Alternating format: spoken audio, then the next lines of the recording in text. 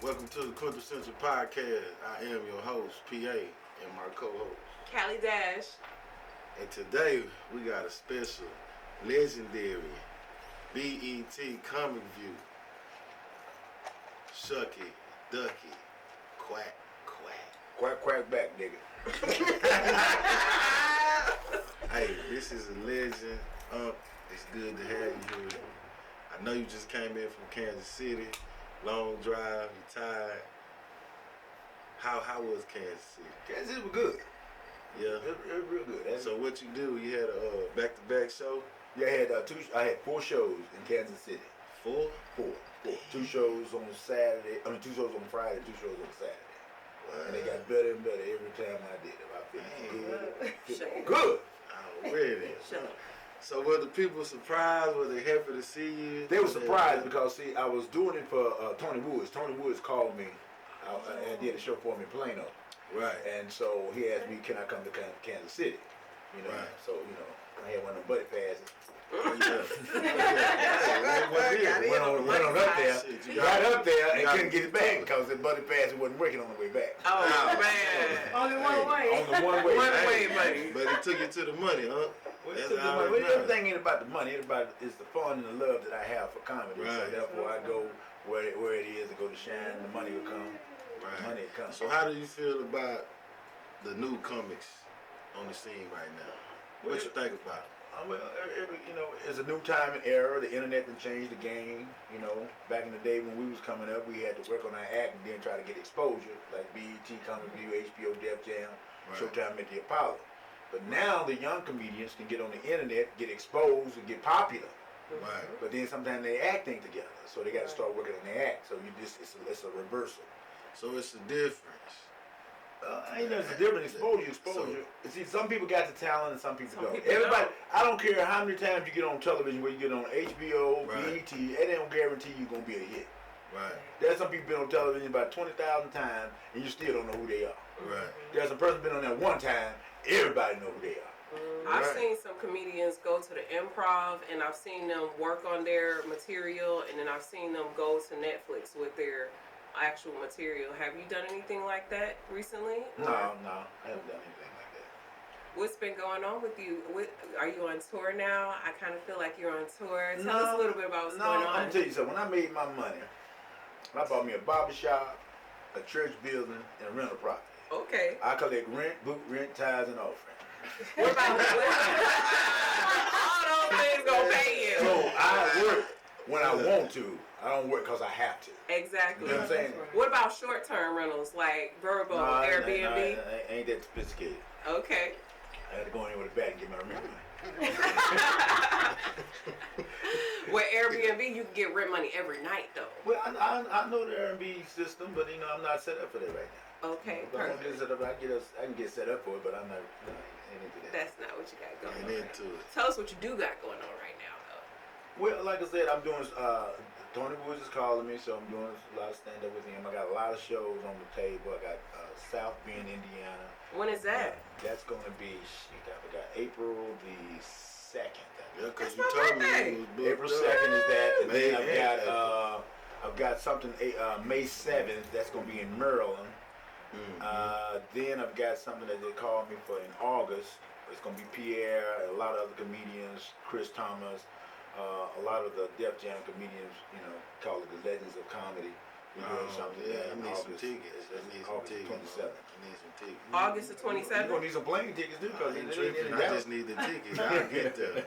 Excuse me. I You should have hit me with that plane ticket in Kansas City. Man, I got you. You know I look out for you if you give me a heads up. Well, you know, sometimes heads up ain't come out. We want to give you a good warm welcome to the show. This is a happy pack, and happy pack. Yes, it is. So you can open it after the show, so you can get your happiness going on. But one thing it's a happy pack. Happy pack. Yeah, it's a happy pack. It relaxes the mind and the soul. Yeah, you can open it now. But you got a Bible in there? Once you have what's inside, it's gonna make you feel like you done went to the Lord, the heavens, and came back. I mean, I'm dead. No, we ain't trying to kill you. Oh no, we want you perfectly alive. What is all this in? What's this in? Oh, that's a can of soap bath. A can of soap? Yes, can a soak bath. Oh, you getting? Get in a bathtub with your I lady. don't have no bathtub though. I be Oh, well, you can take her with a shower too. That's a little personal. Don't even talk about that. Put that back in the bag. That's for later. Put that back in the bag. That's for later. That's the happy. Yeah. This ain't like some Denver, Colorado stuff.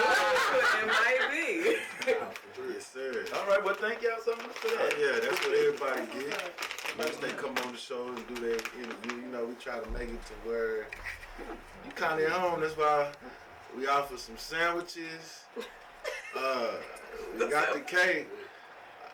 And last time we had wings and stuff, but you know, today we was real cool with some plus.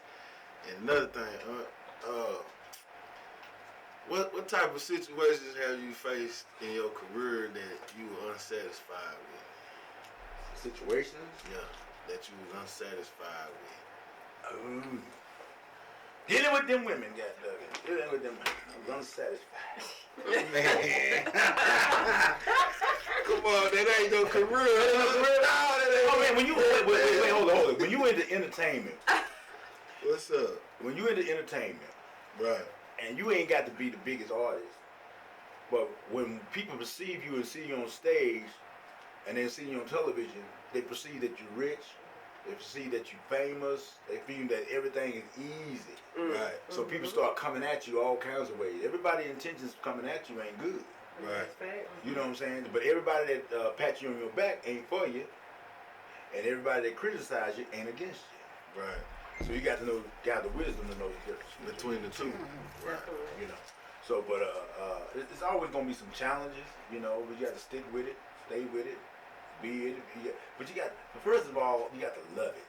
Right. You got to get away from the money type of thing, because if you go for the money, you're gonna do anything just to get the money. Just get the money. But if you do it because you love it and you're passionate for it, you're gonna put out the best. You're gonna try to, you know, you're gonna be the best. You're gonna bring out some of the best sounds, the best comedy, because you love doing it. Right. And then the money will come. Right. Then you have some business. You got to surround yourself with business people who got the same thing on the court, because the way to get big, you got to have a team around you. You ain't got no team, because you can't do it all by yourself. Yeah, we talked about that day. When You got to have a team. He was telling me that. Yeah. You got to have a team. You're right. And that's what makes everybody that's come in entertainment, they got a team around. Because see, like I tell a lot of comedians, man, they stole my material. They always get my material. Everybody said, it's not the material that make you big. It's your personality. You selling personality. Right. You're not selling material. You're selling personality. You can get 5 people with the same material, Right. and that material gonna come out different based on that person's point of view and how they feel on the inside. Right. And I tell people all this. It ain't the material. Mm-hmm. Every preacher got the same material. Why is one preacher bigger than another preacher? Right. It's the organization behind him and his personality. Nah, you're right. That's true, huh? That's true. I'll drink to that. So Yeah, I drink again. let me drink then, guys. Oh, up. So what type of experience that you've had with fans, good and bad? Oh man, I did a show in Palmdale, California. I know where that's at. I'm from there. And this girl, man, I was just on BET. And it was like a fatal attraction. Yeah. She wouldn't even let me leave the club. Damn. She wanted to marry me. Though. I love you. I said, baby, I just been on TV 5 minutes. I had to go out the back door, man. I had to go out the back door. Had the back door? At the back door. She said she love you. And then you get promoters who want to promote you, and then they do some things, and sometimes they don't even have the money. They don't have the bread. They don't have the bread. They need you to get there to get the money. And one time we did a show, and I've been through we did a that show in Tyler, Texas. Mm-hmm. And this guy, we went in and checked in our rooms and everything. Yeah. Come back, we couldn't get back in our room because he ain't paid the room bill. Janky promoters. Damn. Janky promoters. Man, it's a lot in Dallas. Let me say that. But now, but It's see, a good percentage in the city of Dallas. Yes. but I say this now. I'll say this. with the game, with the internet and everything, Yeah. you really don't need it. You don't need a in between man. Right. Okay. You're going straight to the consumer. Mm-hmm. You build your website, you build your following, your Instagram, Twitter. You build your following because the greatest asset that you can have is not really money. Right. It's people. Right. Mm-hmm. Because you can have a business and have all the money in the world. Ain't nobody coming in and out that business. You still ain't got no business. You're right. So it's people. So you got to build. If you get a fan base, you get loyal to your fan base. Right. Interact with your fan base. Build your fan base, and that's your currency. Right. Because Prince said he sold 40,000 units when he started when the internet came. He sold 40,000 units. He said that's the most money he ever made. Wow. Prince, the Yeah. singer, Yeah, Prince. You know 40,000 units. No, Prince just like you know Prince. Okay. I'm like, I got all his records on my. But I'm just saying, a lot of times, Yeah. this entertainment is like glamour and smoke and mirrors. Mm-hmm. Yeah. So when it gets the masses to buy into it, Right. you know, The masses sometimes gonna buy into anything. yeah, because sometimes Everything. sometimes the management and the artists go and buy their own CDs, and back in the day they used to buy their own CDs. Yeah. So let the record, so the numbers can go up, and the people start. It's like priming. It's priming, and so the other people start buying. Yeah. So I mean, it's a lot of. It's a But lot that's of trick to still the game. going on today. Yeah, but it's a trick to the game. It's just like you said. Yeah. It is. But all you need is really tell you to be really successful. If you want for it money wise, you get 30,000. You get 30,000 people. You get 30,000 units. Shoot, and you can do that on a constant basis. You make some money. Because I'm gonna tell you something. The number, 100,000 units Right. at $10 a unit is $1 million. Yeah. You're right. So do you feel like the internet is, what has it done to the entertainment business? Has it sped it up on a different level? Has it slowed it down in certain formats or what? What you feel It leveled the about playing field. You had gatekeepers. You had gatekeepers who kept people out who wanted to get into the entertainment business. They couldn't get into it. But so when it made everything cheaper, you got a guy who got an iPhone, can produce a movie, make a movie for like $1,000, $10,000 or whatever. Mm-hmm. A nice movie. Yeah, I But heard. see, but in Hollywood, they made it seem like you got to have 30 million, 40 million to make this movie, or 20 million. You know. Right. So everything's content. So now everybody's in the game. Right. When the internet came, it put a lot of industries out of business. It put the news industry out of business. It put the music industry out of business. It put film industry out of business. Because you it's a can do number it yourself. game now. It's a number game now. You can do it yourself. You don't even gotta have the talent no more. It's a number game. Because you can do it yourself. And You it's can get all a about distribution deal off numbers. You can get endorsements. Well, you know, It's- distribution is YouTube, Facebook. Yeah. Anytime that people can expose their talent, that's what That's a form. that's what your distribution is. But man, I just say, I think my opinion on the internet, it's more easier, and it's more conservative. It's more like, you know how it used to be, like everything used to be hands on. I'm talking about from the music to comedy to movies, everything. It's just like the internet is really did a trick to everything. Automation is. So definitely. now I want to ask you, I gotta get deep with you. Uh-oh. Don't get too deep. What was Hollywood like? Experiences in Hollywood, going to the parties, whatever you can. I didn't go to the party. No. Okay, but what was Hollywood like? I didn't go to the Tell me party. about Let me tell you Hollywood, something. huh? Because Tell me about it.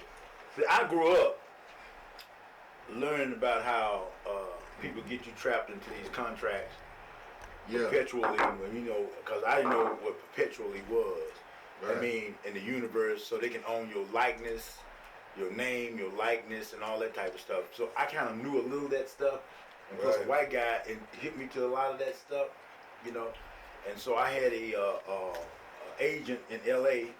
Yeah. off of Wilshire Boulevard, I know that's that. and he was talking to me, and he said, "Shuck, you got European features." I said, "What you mean by European features?" European features. He said, "You got the kind of look that people have a tendency to believe what you say." I said, Okay. He said, "Anybody else could be a comedian, they can talk, but you got to believe what you say." I said, "Okay." So I was talking to him, I said, man, well, what about my material and all this kind of stuff? Don't worry about the material. We're going to create the image. So I didn't sign. You come on, you say, I'm going to put you over HBO, I'm going to do all this kind of stuff, we're going to go to Canada just for that. I didn't sign. Yeah, Because you want to create an image. Now, if you create an image, and I'm not true to that image, and the minute I say something totally different to what you want my image to be, you gonna cut me off. It's like a pimp cutting off a woman. You've been given all this luxury, and you get used to this luxury, and cut you off. Right. And so now you're desperate to do anything, just keep that image. To keep that image. I don't want that. I'd rather be a poor, free man than a rich slave. Nah, I feel you. We talked about that. A lot of the industry shit is built on like images, portrays, and perception. That's all it is. Perceptions, and people want to be basically, like you said, transformed through money. Like their whole personality ain't genuine. They introduction don't be genuine. I done rub shoulders with a lot of bullshit. Honestly, I'm not gonna lie to you. Because a lot of people think fame is wealth. Yeah. They think money is wealth, and that's not wealth. Nah, it's not, because Tupac died famous and broke. Yeah, but honestly. But if you got, see, like, you can take all this Shuckey Duckey away from me, or whatever, you can take that away from me. Right. People say, man, they ain't no good no more. I said, okay. Well, I know how to go get a lawnmower, a weed eater, and a blower, cut a yard, and build my own. I can build a lawn service business right off of that, because it's the knowledge. Right.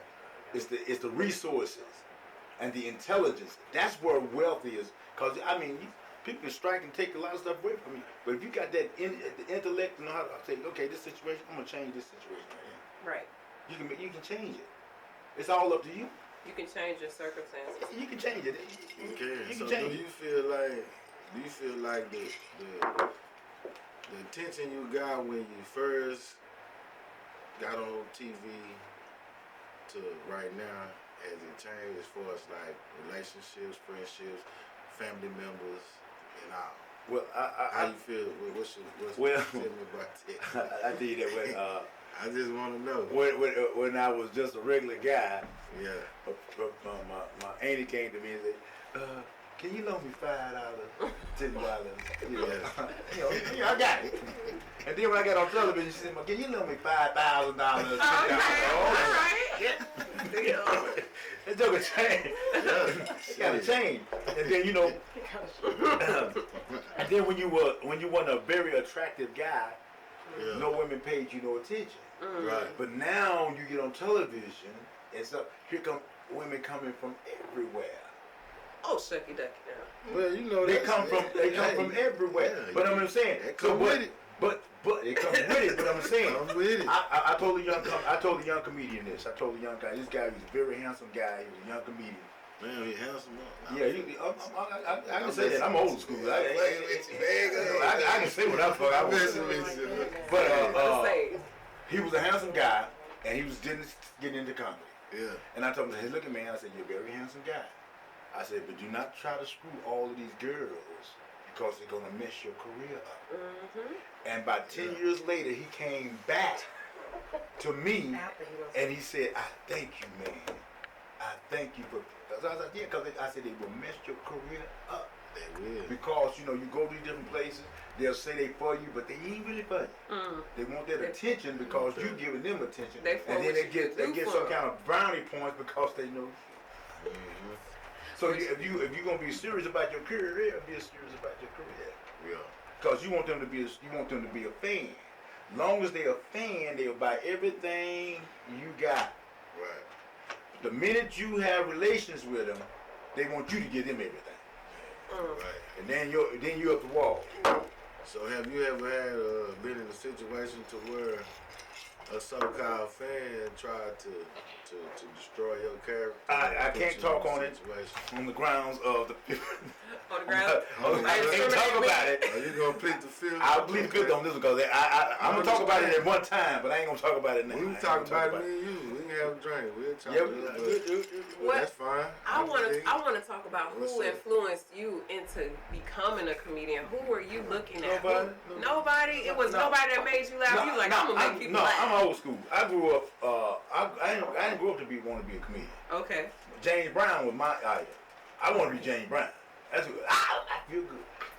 James Brown, who was my influence. Right. You know, when I was coming up. And I did a talent show. I went to Levine and bought me one of them red jumpsuits. Had me one of them boots up there and had my hair processed and everything. And I went to talent show. Said, I'm a greedy man. And a record scratch, and I was so embarrassed. You didn't do the O. The what? You know, he got the one song. All he said is one word the whole time. Oh, you talking about Lenny Williams? That ain't James Brown. No, wait, hold on. James Brown he still got one word. You get your Brown. Oh, hold on, dang, the Brown. What can Last name. What can Brown do for you? Say Brown me though. So let me ask you, since you getting your shows booked up and you getting hit up and all that, how do you feel about the comedy right now? How far you want to go with it? Do you want to? I ain't got to go nowhere. You satisfied with what's going on right now? When I got on the Apollo, right, I feel like I done reached the ultimate. What was that feeling like?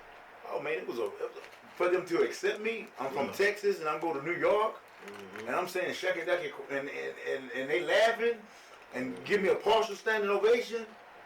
Man, shoot, that's the best feeling you can have in the world. And I give hats off to Steve Harvey because he the one got me on the Apollo. Right. How is our relationship? We all right. I mean, he cool. I respect him. What he's doing. I admire what he's doing. Now I got another question for you. I hope this don't rub nobody in the comedy industry the wrong way. How did you feel when the Kings of Comedy came out? Did you feel like you were supposed to be in there? Did you feel like you was left out? How you feel about that? I'm not left out. You know who I am. I'm on this podcast, right? Yeah, I'm talking about. But I'm on the podcast. But see, everybody ain't real. Just tuning in, probably. They might be like I'm saying, I mean, that didn't diminish my name. Nah, it did. Because I wasn't on the Kings of Comedy.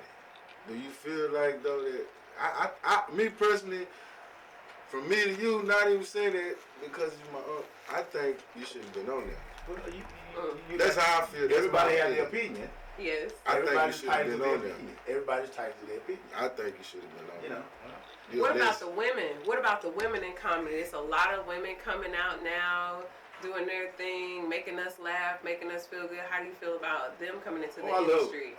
Adele Gibbons is one of the top comedians. Samoa is hard working. She got a lot of specials on Netflix. She got a lot, Tiffany Haddish is doing good. I think she needs a little work, but Tiffany Haddish is doing real good with her platform and bringing and highlighting other people. Yes. So she's doing real pretty good with her platform. But it like I said, there's no guarantee on anything whether you get if you get on somebody's show or not. But what makes it is the audience decides who's gonna make the money and who ain't gonna make the money. It's the audience. It's the people who gonna buy those records or buy those tapes or come to your concerts. It ain't about how talented you are or how funny you are. It's can you put asses in them seats. You can't put no ass in the seats. I don't care. You can be the best singer in the world. Because I used to watch the singers like Mariah Carey was a great singer. She could sing real good, but she wasn't a good entertainer. Right. Mary J. Blige was not a great singer, but she's good now. But she wasn't a great, but she could put asses in them seats because we could feel her damn. She put every ghetto pain she could put in them songs. Right. You can feel it. Right, for real. Right. You can feel her stuff. You can have a good voice. You be all right. Yeah. But I want something that's gonna make me feel it. But Beyonce though. But Beyonce put in seats and make you feel good. She's an entertainer. How you feel? What you finna say, man? No, I'm not. Beyonce is a hard. You wanted to say something? No, but Beyonce is a hard worker. Yes. Beyonce is a hard worker, and she knows the mystique of entertainment. She knows how to stay out and be mystery. She's like Michael Jackson. Right. That's what made Michael Jackson so good is because he didn't get into. He stayed away. Everybody couldn't get to him. Right. So it makes you bigger than life. Right. And so therefore people just got a curiosity want to come see you. But then again, when you get so damn big, you can't